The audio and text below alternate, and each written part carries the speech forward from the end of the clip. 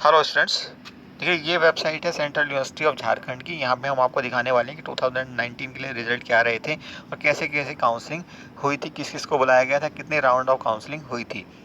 उससे आप अंदाज़ा लगा सकते हैं कि आप कहाँ पे हैं और कैसे अपने प्रोसेस को फॉलो करना है। तो देखिए यहाँ पे सबसे पहले आप क्या करेंगे, गूगल में जाकर के आप टाइप करेंगे ये एड्रेस cuj.ac.in/cuzet 2019 result.php। इतना टाइप करते ही ये सामने पेज जो आपके खुला हुआ है ये आपके सामने आ जाएगा। और इसमें यहाँ पे देखिए मेंशन्ड है क्या, CUSET 2019 का रिजल्ट है ये, provisional result of candidate who have appeared in CUSET 2019। Clear. अब यहाँ पे आप देख सकते हैं अपने कोर्स के according participate in online counselling of central university of Jharkhand. तो ये भी कंफर्म हो गया कि काउंसलिंग जो है वो ऑनलाइन ही होगी इस बार। तो चांसेस ही नहीं है कि ऑफलाइन हो। पहले बहुत लोग कह रहे थे कि ऑफलाइन होगी, लेकिन पॉसिबल नहीं लगता इस बार तो बिल्कुल भी किसी भी यूनिवर्सिटी में, सेंट्रल यूनिवर्सिटी में, इवन नॉन सेंट्रल यूनिवर्सिटी में, बाकी यहाँ पे भी किसी ने अप्लाई किया तो काउंसलिंग जो है इस बार वो ऑफलाइन होना बहुत मुश्किल है। ऑनलाइन ही चांसेस बहुत ज़्यादा है और अच्छा भी रहेगा कि ऑनलाइन हो काउंसलिंग। क्लियर है। तो यहाँ पे आप अपनी लिस्ट देख सकते हैं। अगर हम suppose for example MA ancient history and archaeology की लिस्ट को क्लिक करते हैं तो ये लिस्ट खुल करके हमारे सामने कुछ इस तरह से आ जाएगी। देखते हैं उसमें क्या क्या दिया हुआ हमें। ये आगे खुल करके लिस्ट हमारे सामने, और यहाँ पे देखिए रजिस्ट्रेशन नंबर दिया हुआ है कैंडिडेट का, ये सीरियल नंबर दिया हुआ है।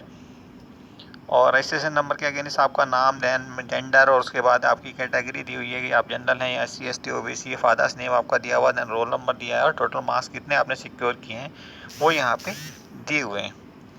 तो यहाँ पर आप खुद भी अपनी कैटेगरी में अंदाज़ा लगा सकते हैं कि आपके मार्क्स कितने हैं और आपकी रैंक कितनी आ रही है। यहीं से आप अपनी रैंक डिसाइड कर लें तो ज़्यादा अच्छा है।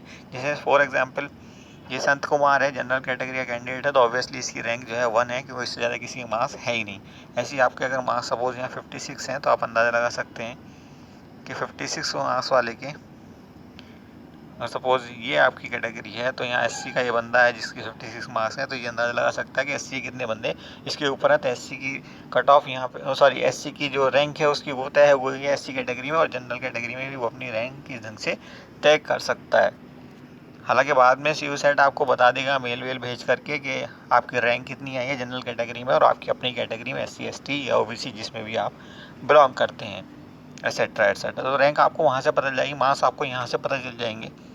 और इस तरह से फिर आपको काउंसलिंग के लिए विद डॉक्यूमेंटेशन जैसे भी होता है, वैसे तो ऑनलाइन के ही चांसेस हैं, लेकिन अगर ऑफलाइन भी होती है तो आपको बुला लिया जाएगा और फीस जमा करने के लिए आपको कहा जाएगा। जो भी काउंसलिंग की मिनिमम फ़ी है नॉन रिफंडेबल वो आपको देनी होगी, और अगर एडमिशन आपका होता है तो उसकी फ़ी भी आपको डिपॉजिट करनी होगी। तो चलिए अब चलते हैं कट ऑफ पे, देखते हैं कट ऑफ हमें कहीं से बड़ी मुश्किल से मिली है उसको भी हम आपको दिखा देते हैं।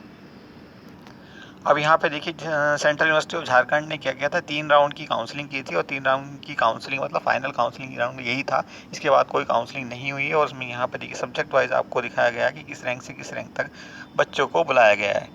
अब आपकी रैंक क्या है ये आप अच्छे से जानते होंगे, उसके अकॉर्डिंग आप तय कर सकते हैं। MA in archaeology, anthropology and tribal studies, यहाँ पे देखिए ऑल कैटेगरीज के कैंडिडेट्स को जो कि 1 से 46 तक की रैंक रखते थे उनको यहाँ पे बुलाया गया था, और OBC SC ST में इस कैटेगरी तक भी बुलाया गया था। ऐसे ही आगे LLM का दिया हुआ है, और बाकी सब्जेक्ट्स का आप अपने सब्जेक्ट को देख सकते हैं यहाँ पे, और अकॉर्डिंगली रैंक देख सकते हैं किस रैंक तक बच्चों को बुलाया गया था, और फिर अंदाज़ा लगा सकते हैं कट ऑफ क्या रही होगी। तो ये है प्रोसेस काउंसलिंग का, इस ढंग से आपकी काउंसलिंग होगी। यहाँ पे आप उम्मीद कर सकते हैं कि मिड अक्टूबर तक आपका रिजल्ट आ जाएगा। फिर आपकी जो स्कोर कार्ड है वो आप देख सकते हो, और अपनी रैंक वहाँ पे आप देख सकते हैं इस ढंग से, और अंदाज़ा लगा सकते हैं कि कहाँ तक आपको एडमिशन मिल जाएगा। क्लियर। तो अब आपकी सारी queries I think central university of Jharkhand से रिलेटेड आंसर हो चुकी हैं।